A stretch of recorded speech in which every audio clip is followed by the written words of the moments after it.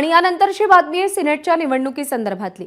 सर्वोच्च न्यायालयात मुंबई विद्यापीठ सिनेट निवडणुकीच्या स्थगिती संदर्भात दाखल केलेल्या याचिकेवर उद्या सुनावणी होणार आहे। सर्वोच्च न्यायालयात दाखल केलेल्या महाराष्ट्र स्टुडंट युनियनच्या याचिकेवर उद्या सुनावणी पार पडते आहे। मात्र निवडणुकीच्या मतदान प्रक्रियेत कोणताही अडथळा येणार नसल्याचं बोललं जात आहे। उद्याच मुंबई विद्यापीठाचे सिनेट निवडणुकीचं मतदान असल्यानं मतदान प्रक्रिया उद्या सकाळपासून सुरू होणार आहे। मतदान प्रक्रियेला कोणत्याही प्रकारे स्थगिती देण्यात आलेली नाही। त्यामुळे उद्या सर्वोच्च न्यायालयात महाराष्ट्र स्टुडंट युनियननं दाखल केलेल्या स्थगिती संदर्भातल्या याचिकेवर सर्वोच्च न्यायालय नेमके काय निर्देश देतं याकडे सुद्धा लक्ष असेल।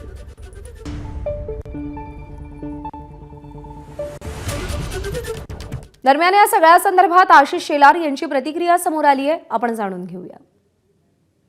खरं तर जे उमेदवार उबाटा सेनेच्या युवा सेनेने दिले आहेत ते खरं विद्यार्थी आहेत का, विद्यार्थ्यांचं प्रतिनिधित्व करतात का, या सगळ्यावर प्रश्न उपस्थित व्हावे अशी परिस्थिती आहे। उबाटा युवा सेनेचे जे किंवा विद्यार्थी सेनेचे जे उमेदवार आहेत ते मालकाचं हित जपणारी लोक आहेत। आम्ही हस्तक्षेप तेव्हाच केला ज्यावेळेला त्यामध्ये बोगस मतदार नोंदवले गेले होते आणि म्हणून मतदारांना तर आमची विनंती राहीलच, विद्यापीठाच्या या निवडणुका घेणाऱ्या प्रक्रियेतील सर्वांना, कुलगुरूंना, की यामध्ये राजकीय पक्षांचे झेंडे दिसता कामा नयेत। एबीपी माझा, उघडा डोळे बघा नीट।